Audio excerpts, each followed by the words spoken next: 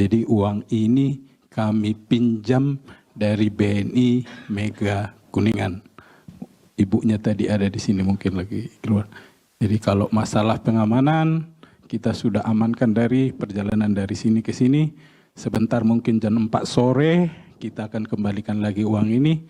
Kita juga akan dibantu pengamanan dari kepolisian. Seperti itu, Mbak. Terima kasih. KPK mengklarifikasi terkait pernyataan uang 300 miliar rupiah yang ditampilkan saat konferensi pers kasus korupsi Taspen. Sebelumnya, KPK menyebut uang yang dipajang saat konferensi pers penyerahan hasil rampasan korupsi itu merupakan pinjaman dari bank yang harus dikembalikan sore hari. Namun, kini juru bicara KPK Budi Prasetyo mengklarifikasi dengan menyebut bahwa uang itu. Download Tribun X sekarang, menghadirkan lokal menjadi Indonesia.